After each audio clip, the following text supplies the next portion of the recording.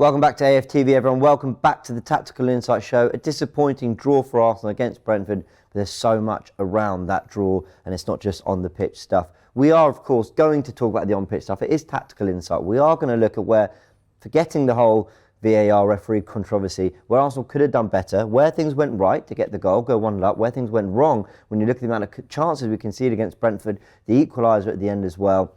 And just look at the bigger picture. But there will be a discussion on referees and VAR, of course, and I'm here with Graham to break it all down. Graham, how are you? Well, good morning, James. Still fuming, really. Still feeling very aggrieved about the whole VAR thing. Tried not to let it ruin my weekend, but when you're heavily invested in your football club, as we all are, and what happened on Saturday, it's hard, not to be really upset. I actually left the stadium on Saturday. I was at the game thinking that Brentford deserved a point. They imposed their physicality and their style of play on us, and we struggled to contain them. I was disappointed that having taken the lead that we actually conceded. But then to get home and find out that the level of VAR incompetence from Lee Mason really absolutely was, just couldn't believe it, really. Do you know me? I actually I work as a trade union, I work for a trade union, and I represent people. I try to save people's jobs, but I'll be struggling to find an argument to save Lee Mason's job because, quite frankly, I think that level of incompetence, he should be sacked. And that's my feelings on it. Overall, now it puts Arsenal in a position where, having laid the foundations of success through playing in the way they have, the style of play, the selections, the fact that Arteta's been able to have consistency of selection, I think now he's got to decide moving forward whether we stick or twist with our team selections in our style and play. And I think that's the sort of thing that we're going to be discussing today. Yeah, absolutely. We'll break it all down. We are going to leave the referee and VAR chat to later in the show because, like we said, this isn't a ref watch. This is a Tactical Insight show. It's not Tactical Insight Arsenal versus Lee Mason. No, I can get a bit of tactical insight for you on Lee Mason. He's now taken more points off us than any Premier League team this season. Well, there you go. So there's always a little bit in there. Let's look at it. These are the two starting 11s. But as always, we like to start with the match stats and just get an overview of the numbers in the game. We had 7 of our 23 shots on target. There are 2 of their 9. But the XG tells you the story about the quality of chance they created. Of course, more passes, of course, more possession. But you got some interesting insight on the XG front. Yeah, I think what I wanted to say on the XG now, that's the second week running we've been beaten on XG. The third time this season. Leeds did us on XG at Ellen Road when we were fortunate to get a win. Everton did us last week when they beat us 1-0. And Brentford, I have to say that Brentford in that first half created 2 really good opportunities. They should have been ahead. Henry, who was a menace all game, bombing up to support Tony and Mbumo, actually should have scored early on. It was harder to miss and he missed, and then Tony hit the bar from 12 yards. They created better chances than us. We huffed and puffed outside the penalty box, had all the play, 70% possession, James, but we were contained by then so well in wide areas and in the half spaces. We couldn't get our triangular rotations going. We're going to talk about how they did that today, that we were literally taking pot shots from distance. This game was the game where Arsenal took most shots from outside the box, 10, equaling the statistic they did against Tottenham in the season. 10 shots from outside the box, to me, suggests that we didn't get enough movement. This is a game I know you want to talk about and touch on, where Gabriel Jesus' movement was badly missed. Didn't get enough players into the box. And as a result, we didn't really carry that much of a threat, and it's reflected in that XG. We had all the possession. We had 70%, well over double passes than them. But the XG, we didn't carry the same threat as them. Loads of shots from distance as well. That's one thing that we've not shown here in the graphic, but that was a big one. I know 10 shots from outside the box. Yeah, and I know that we tend to go through these kind of early stats just to kind of, gauge an idea for how the game went while also applying it to what we saw. But see this thing here about the XG we conceded. That's from 2 shots on target, 9 shots all game. Are you noticing a little bit of a worrying trend in the way we're defending recently? I'm going a little bit off topic here, but the reason I bring it up is, when I look at us post-World Cup, that's not to say everything was perfect before the World Cup. We were conceding goals at home before the World Cup. When you look post-World Cup, I look at the West Ham game. We won 3-1, but I thought in that first half they were getting in behind us quite easily. The Brighton game, even though we were 3-0 up, they could easily have scored 3 or 4 goals. We were lucky we had one. They had one chalked off. It could have been 4-3, and it could have been really nervy with 10 minutes to go. You look at Tottenham. Brilliant we were in the first half. Second half, Ramsdale comes through man of the match because some of the saves he had to make. Man United scoring 2 at the Emirates. Everton, the amount of chances they had, and now Brentford. I think there's a really worrying trend in how open we are at the back. Even if we are still playing our usual really kind of good football, interchanging, incisive, we even managed to score a really nice goal against Brentford that we'll talk about in a bit. I think there's something worrying about how open we are at the back. I think one or two players probably haven't been at the level they were before the World Cup. There's an argument for that. I don't think we're defending set plays as well. We've now conceded from a third set play in 3 successive games. Another big worry. I think the thing is, James, when you play the way we play, which is like a 2-3-5 or 3-2-5, you are putting a lot of responsibility on defenders to cover wide spaces. So if the team's not functioning higher up the pitch, there's also focus on that. If our attacks are breaking down, we're not creating, or we lose in turnovers, there is more pressure on our defensive players. But I do agree. I think some of the levels of some of the defending, we're going to talk about how Tony bullied our centre-halves on Saturday. I mean, Saliba won none of his 10 aerial duels against Tony. I don't think White has been quite so good defensively the last few games. An argument maybe, does Tomiyasu come in? But yeah, generally we haven't been defending so well. But you know, I think you're going to go through peaks and troughs in the season. We've been so perfect for half a season. You could argue there was always going to be a dip in the team and also a dip in the way we defended. It's a really great point you make about the kind of the lack of attack, or if our fluidity isn't there, it puts more pressure on the defence. I think you defend as a team from the front. You defend right through the team, not just on the defenders. Final third entry, 72 for Arsenal to Brentford's 36, 79 deep touches to their 49. That's quite a lot of deep touches, am I right? It feels like more than we're used to conceding in games. What was worrying for me was we were in and around their penalty box a lot on Saturday. They were blocking us off, stopping us from those rotations in the half spaces. So we were in and around the penalty box a lot, but not getting into the box. We were around the penalty box. Those zone 14 touches is around the penalty box centrally. But we didn't really create enough. There was not enough movement, I thought.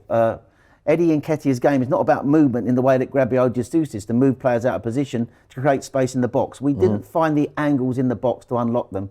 And I think although we had all the deep touches and a lot of zone 14 touches, massively 3/4 of the field tilt, final third entries, we just did not. They defended the penalty box really well. Yeah, they did, you're right. And let's have a look at some of those defensive stats as well. We've got them right here. 10 tackles to their 13, 4 interceptions to their 5, 18 clearances to their 37. But again, passes per defensive action, 7.4 to 11.7. We had a better passes per defensive action, and then the lower is the better number. But look at their clearances. That they defended, their bodies on the line, 3 centre-backs. We're going to talk about the way he set that team up. I just think they defended really well, Brentford. But they defended well, and they had a plan on the break. And I will say, it wasn't just a case of defending. They were admittedly going long a lot towards him, and Tony, and he's getting flick-ons for Mbumo. But Henry was supporting them very well from the left-hand side, creating problems for us in transition. And then you had, and I'm going to talk about today what I think we might have done. If we'd gone with the back three and maybe changed formations, we could have had 3 centre-halves taking care of 2 forwards. Would have probably been better for us defensively. But they did create a lot of opportunities on the break in terms of getting up the pitch. All right, they didn't sort of like, in terms of big chances, as you've highlighted, but they were always a threat. They were always a threat, and actually I think, you know, some of the big chances, you think, you know, Henry missed one from point blank range, you got Tony hit the crossbar, and Bemo I thought was unlucky that the foul was given on Gabriel for the pull. And actually what I probably haven't done, because I was on the Forever Arsenal show, Forever Arsenal podcast, which is out now, and now I'm doing this, but I haven't given enough credit to Brentford. I thought they were superb, and for all the refereeing controversy we're going to talk about, I do actually think they're well worthy of a point, and I think that was reflected a little bit in Arteta's kind of approach to his complaints, was to not really overdo it, because I think he saw the bigger picture. But let's talk about this shape here, because as you mentioned even before when we were planning, it is more of a 5 than it is, you know, I'm being kind, because they were wing backs and they did get forward at times, but really they were having to sit really deep. But is that not the perfect shape? When you talk about Arsenal, who tend to play in a 2-3-5 or a 3-2-5, is that not the perfect shape to be able to stifle this team? It is a perfect shape, because you've got five in a line there, which defends against our 5 up high. Now, Brentford, before this game, had played a back 4 in their last game against Southampton. That's worth saying that. So they shifted to a back 5, brought in this guy, Roslev, because he's a very good defensive right back. Played their 3 centre-backs, Aya, Pinnock and me, and then Henry on the left-hand side. So there's your 5.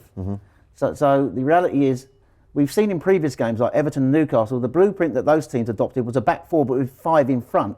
This was a slight shift to a back 5 with 3 in front, and you had your 3 centre mids here very close to the back 5, cutting off the spaces. So when Arsenal went high, if Arsenal went out wide into the wide areas, you can immediately see you've got a 2v1 in both areas. So who made the 2v1? Was it Jensen coming across, or was it me coming to help Henry? Well, you literally had me coming across to help Henry, but Jensen would drop in there. So when Odegaard came into the space there, James, if you move him into the space, you've got a 3v2 there or a 2v1. So they've literally stopped Saka out wide, 2v1. Jensen's moved in, and those three stop the rotational play up high between Saka and Odegaard, even if you move him up. So they've got. He did overlap a lot as well. He did overlap a lot, and he got one really decent cross in. But you've got 3v3 there.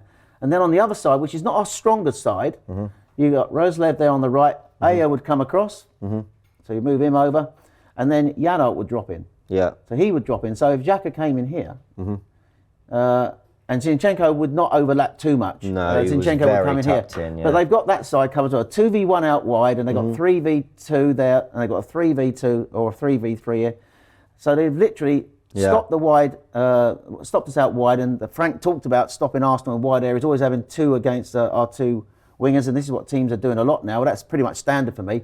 But the extra bit he did really well was blocking off the half spaces.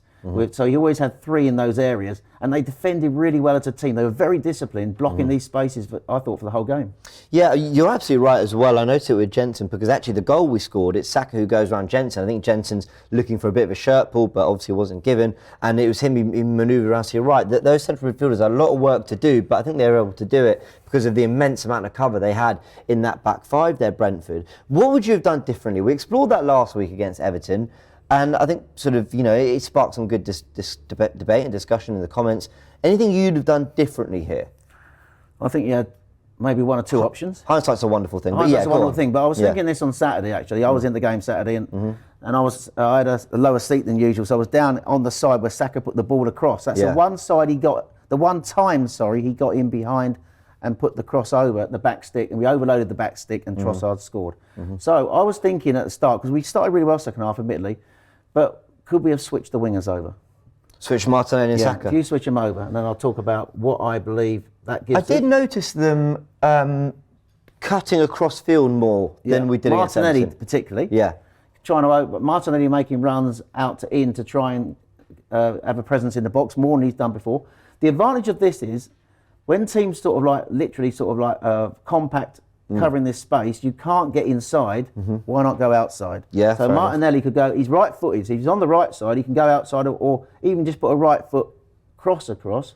Same as Saka. He's left-footed, so he could, if he switches over to the left side, he can go outside, and then he could put a cross in from the left. And then we obviously need players to obviously flood the. Well, isn't that exactly what we were struggling with, though? Winning those. There's an argument duels. we're not very good at, because we slung 30 crosses into the box over the weekend. Only 6 reached their target.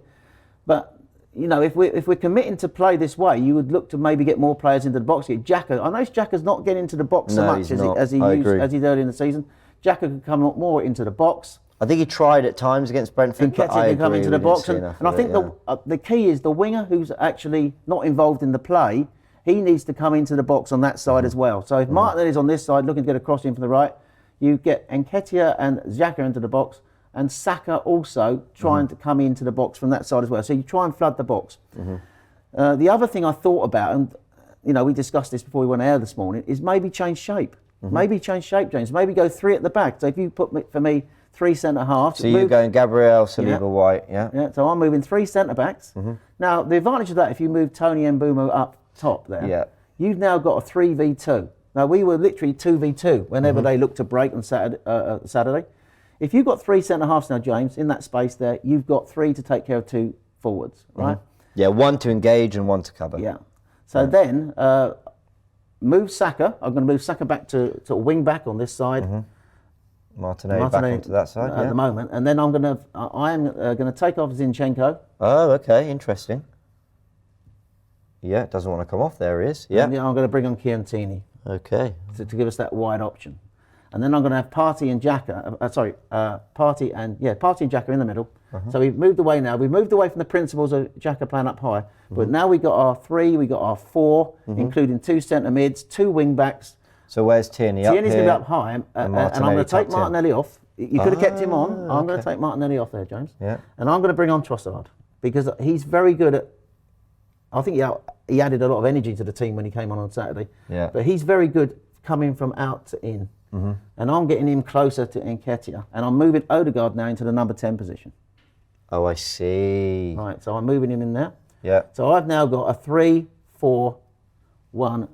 I'm offering, with this, I'm giving Brentford different problems. Now, they were so used to the way we're playing and they were stopping us, they've now got to really think about now something different here, haven't they? They've got to think about a guy who can come up wide and sling crosses in from the left on the outside.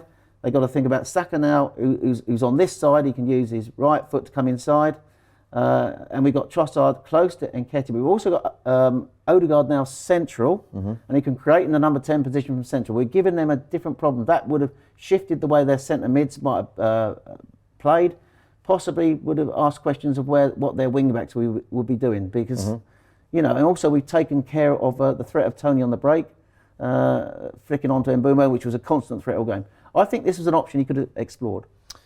One thing I do agree with, one thing I don't agree with. I'll start with the thing I do agree with, that Arteta can try different things more often. We actually saw it more last season than this season. He can try different things more often in terms of asking different questions. No one here is in a position that they should be uncomfortable in. I agree. Why not ask a different question? Why not get two players to occupy their centre-backs in Trossard and Nketiah? Why not get Odegaard closer to the central areas rather than always having to support Saka out wide? Why not get an overlapper to do something different? I agree. The thing I disagree with, though, and you weren't the first, a lot of people were calling for Tierney, and I actually really understand it. I said in the Everton, after the Everton game, that I would have gone for Tierney.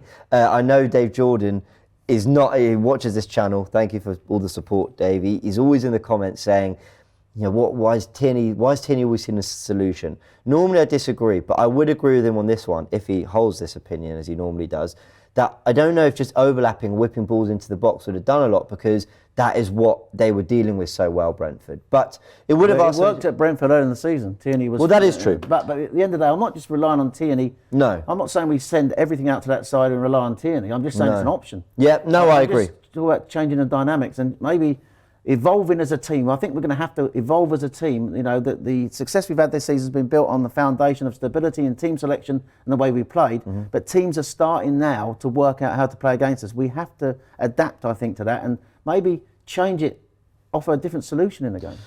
There are more positives than negatives about the way we attacked in this game. One of the positives, because I actually don't think we were bad going forward. I think Brentford are a really stern opposition, and I actually think we did really well to break them down the way we did and get the goal. Yeah. I thought second half, more than the first half poor. Second half, I thought we really started to pile the pressure on them.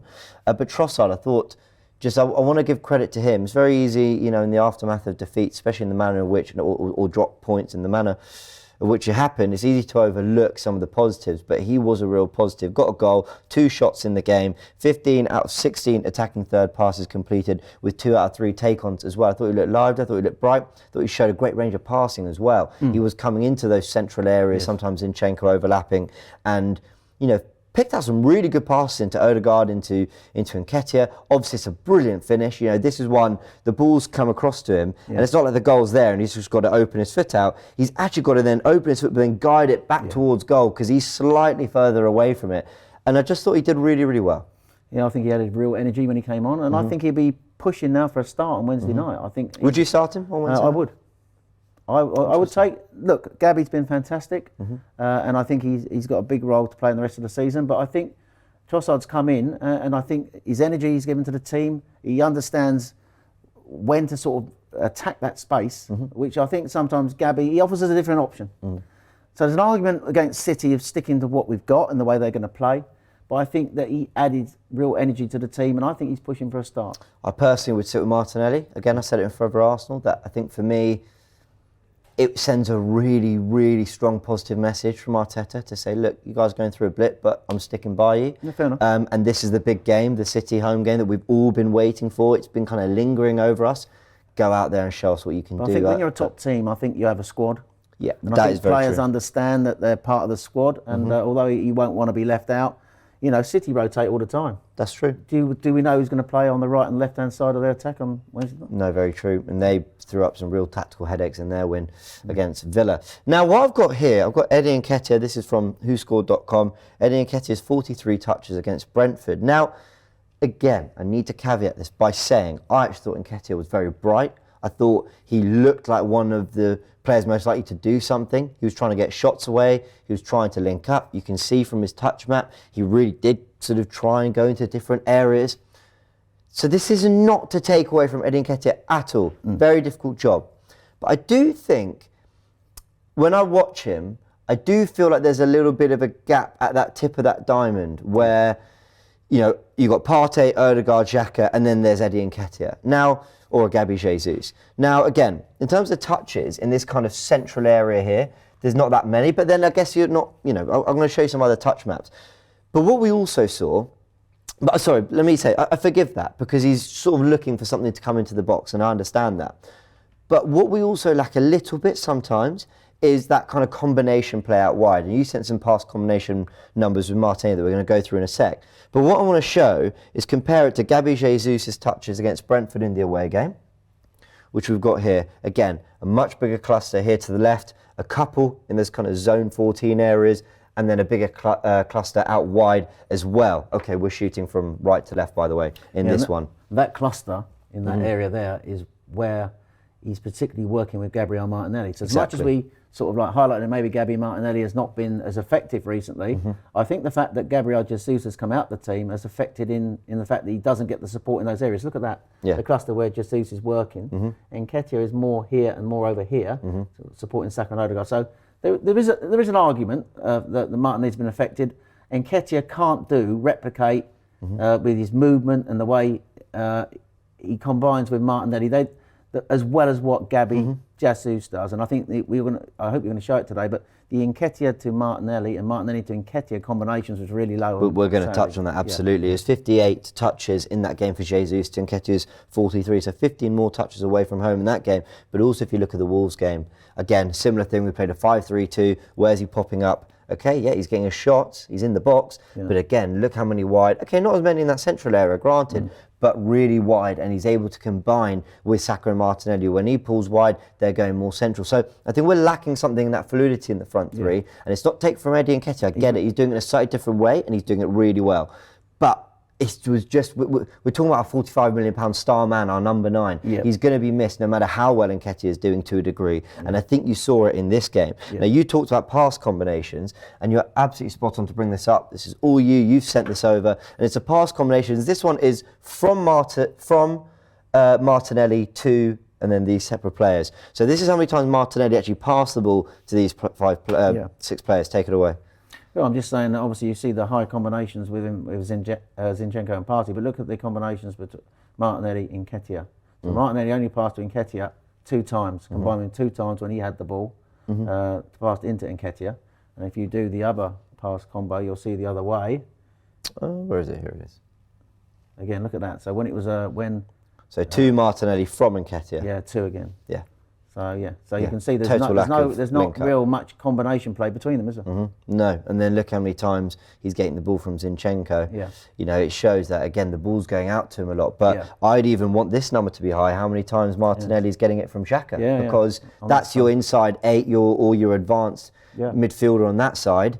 Wants to find you in behind or wants to put you in a position where you suck the pitch inside, the ball comes to Xhaka and he opens his foot and gives it to Martinelli, who's now 1-on-1. We didn't see enough of that either at all. We talked about defensive issues. I'm just looking at my notes. We talked about set piece worries as well. That's 3 set pieces conceded in the last 3 games as well. I guess it's time we talk about the refereeing situation. And look, it's...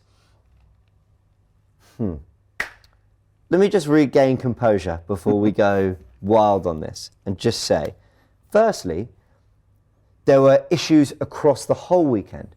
Across the whole weekend. I couldn't believe Souček, pulled out that wondrous fingertip save. Great save. And Chelsea, it was a great save, and Chelsea didn't get a penalty.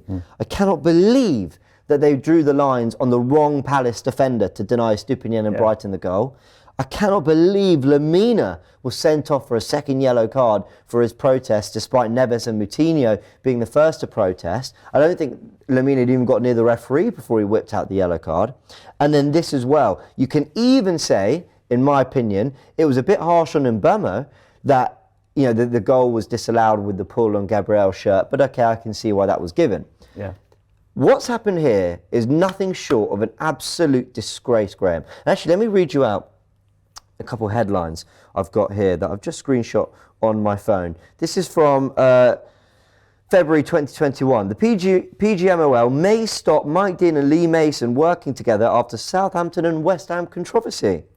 Let me fast forward to September 2022, this Premier League season. Lee Mason axed from Premier League games this weekend following massive error on VAR duty when disallowing Newcastle goal against Crystal Palace. That's from the Mail Online, and 101 great goals as well. So that's 2 bits of history. We now know that the Martinelli goal that was disallowed for an Odegaard foul on Eriksen at Old Trafford earlier this season, I believe, I haven't seen everyone saying that apparently it was Lee Mason who was on that as well. That was disallowed, and that was also incorrectly disallowed, though again, that's not first-hand information. I've seen that doing the rounds, so I'm inclined to believe it. So there is a record here of errors, and Arsenal, probably a draw was a fair result, but they've been absolutely done here by that offside decision. It could have serious ramifications for our title bid, obviously. As I said earlier, he's cost us more points this season than teams have taken points off us, Look, I think... Unbelievable stat. Look, I just want to highlight on what you think he did wrong. Yeah, let's actually just explain what happened. Let's just explain that. So what I believe he did wrong, obviously free kick's been given for a foul. Now, when the free kick's taken... he's sort of like looking at this instant, the blocking of Gabriel by Pinnock, right? Now he's checking whether, I think Pinnock's in an offside position. He might have drawn a line then, or he's certainly looking at that. When he looked at that, whether he drew the line or not, he would have looked across the pitch and saw that Norgard was in an onside position. What he's failed to do then is to draw the line once the play become active, into the next phase. And Norgard has then gone into an offside position. Now, what anybody should do is the first thing you do on a goal, you take it back to the last piece of action that led to the goal. That's the thing. That's the basic fundamental. You're so right. If you're a referee, what's the last thing that happened? The last thing that happened was when you have to do that. Yeah. Surely is common sense. Yeah. If he can't do that, he's incompetent at best, isn't he? And he doesn't deserve to be a referee. I think he seriously needs to be sort of like sacked, because there's no justification. If you were that poor at your job in any, Carry on, sorry. Wherever you worked, you're that poor at your job, you'd be sacked, wouldn't you? Yeah. So the problem that we've got here, the refereeing in the Premier League is so poor. Why do we expect it to be any better on VAR? We've got the best league in the world, the worst referees in the world, and basically I think he panicked on Saturday. He spent so long looking at that first incident that he then probably forgot to go and check the thing that he should be doing. That's exactly what happened. So me and my colleague Cass is in the room. We were talking about it on the day. And I said, I think Norgard must be offside, blah, blah, blah. And we were sort of trying to understand what happened. I said, the only way is one of 2 things. A, Norgard is onside, and they quickly checked it, deemed him onside, and, life moves on, and they were looking for something else. Which I thought, like you said, surely you go to the first action from when the goal was scored. And I must have thought he must have breezed over that because they must have seen he was onside, fine. But then I said, they haven't checked it, because he really looked offside to me. I said, they haven't checked it, and they've forgotten because they were focused on the first bit. Yeah. And Cass sort of laughed, no way. And I laughed, I was like, yeah, I know, surely they looked at it. No, it's exactly what happened. Yeah. And the thing that happened, I just want to show, there were 2 players at the back post. I've not recreated the set piece here, but basically there was a bit of a scuffle here, and it looked like Pinnock might have been offside, but it's Tony at the back post who basically, if we just move these players, it's basically Tony at the back post who gets the ball. There we go. What's the move? The point is, we just focus on this area here. The ball comes in, and Tony sort of peels away, and it comes across goal. Now they are looking at a potential foul, I think, and whether when that first ball comes in from Jensen, whether he's blocking him from an offside position, whether that impacted it getting to Tony. Whether they think he's interfering. But the thing is, from a free kick, if you're offside from a free kick, I think you're offside. You shouldn't have this subjective conversation, is he interfering? Because you need to be onside. From the moment that free kick comes into the box, the moment that ball's kicked, you're either onside or offside for me. Yeah. And that's the first thing. And you have to check, the first thing he has to check is the last action that leads to the goal. Exactly. And he didn't do that. He failed to do his basic job as a referee. For that reason, he doesn't deserve to be a referee. I'm sorry. The header comes in, I think it's from Visa, and it comes in here, and then the header to there to Norgard is the bit that's offside, and then there's Tony, who actually is here to put the ball in, but it's then Tony who's there to head it into the back of the net. So that's where the offside is. It's, you know what, let's draw a line, because unbelievably our tactical player can do it. You'd think old VAR would be able to show. Let's draw. Here we go. This is the Arsenal line. Look at that, nice and straight. That's the offside line. Oh, sorry, that is the last line for Arsenal. And look, he's offside. Unbelievable. And we have deciphered that on a load of circles on a screen in 30 seconds. And just finally, on this, as incompetent it was, all Arsenal have got is an apology from the referee association. I don't actually expect much more, to be honest. But the reality is that is not good enough. No. I'm sorry, it's not good enough. And I think that really that they need to take this man out of the situation where he can be a referee in any part of the game, either on the pitch or off it. He clearly, you can't make that sort of mistake and stay as an official. I'm sorry. Well, the VAR official for the Palace-Brighton game has now been removed from duties this weekend, I believe. But he'll be back in a week or two, won't he? Well, this is the thing. And also, this is nothing personal. You know, I understand that, you know, we're talking about football here and things can get very heated, but this is just kind of, like you said, anything in life. You make errors, you know, there are consequences, and there's now a history of very serious, very contentious, controversial errors. Yeah. So you expect the PGMOL to come down hard on it. Yeah. Apparently Howard Webb is furious. He leads the PGMOL, so we'll see. I think he leads it, or he leads something. So we'll see what comes of it, but it's just not good enough. And again, like I'll say, it's no excuse for the draw. Arsenal had 75 minutes before that goal to be better, and in fairness, they got a goal. And Brentford had a load of chances before that. You know, we could have lost this game on the chance we conceded. Yeah. But you expect them to do their bloody job. Yeah. Anyway, definitely. All right, shall we end up with the roundup stats? Roundup stats. Lee Mason. Arsenal. Oh well. Let's just move on. Yeah, closing stats. This was the first time that Arsenal failed to win a Premier League home game in which they have scored first since January 2020. Wow. When they lost 2-1 to Man City. Remember that? Oh, wow. Ironically, we were playing them again on Wednesday. We had won 10 in a row at the Emirates when opening the scoring before this game on Saturday. Okay. Arsenal have now dropped more points in their last 5 Premier League games, 7, than they had in their previous 17. 5. Arsenal have now kept only 2 clean sheets in their last 15 home games in the Premier League. Yeah, not good enough. Arsenal have now had 108 shots blocked by opposition defenders, the most in the Premier League. Just shows that tells me how deep teams are now sitting against Arsenal. It's a great stat, yeah. This game was the joint most shots, 10, that Arsenal took from outside the box, which we mentioned. The other game was shot with a lot of shots in, was Spurs at home, which was level on 10. 3 shots in this game from outside the box came from Zinchenko. But let's move on to some happier stats. Bukayo Saka has now 15 goal involvements in his last 18 games. Only Kevin De Bruyne, 11, has more goal assists than Bukayo Saka in the Premier League this season. Brilliant assist. Leonardo Trossard became the 138th player to score for the Arsenal in the Premier League and has now scored in 3 of his 4 Premier League appearances against Brentford. He looked bright and added energy when he came on, James. And so I'll just leave it that with that he must now be pushing to start on Wednesday. I think he absolutely is. And of course, you can check out all the preview content ahead of the Manchester City game. Will Leandro Trossard start? That's going to be a big part of the debate, I'm sure, in the previews. Go check out Forever Arsenal as well, where we did discuss starting 11. You know, Stricto was putting out there some player performances. Do we do something about it? Lee asking the question. Jordan and I with a slightly different approach. Go check that out on the Forever Arsenal podcast. And of course, a big thank you to Graham, who's joined us to break this down. It's been a couple of disappointing ones in a row, but opportunity is there. It is lingering. Wednesday night, it's a big one. We will be doing a tactical insight in some way, shape or form on the game. But the big thing is that for everything that's gone wrong, you build a buffer because it protects you. Now, we've got to this Man City game at home on February 15th, I believe, Wednesday night.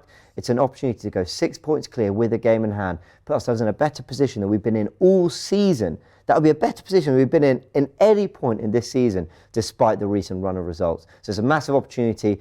Emirates crowd, be loud. Arsenal players, be ready. Arteta, do your thing. And we can really make a push for this title. So let's look at the positives. Many thanks as always, Graham. Get in the comment section to let us know your thoughts. Like the video if you enjoyed it, and we'll catch you on the next one. Shop for AFTV merch at shop.aftv.co.uk. Subscribe to us on YouTube. Follow us on Instagram, Facebook, Twitter, TikTok, Snapchat and Twitch.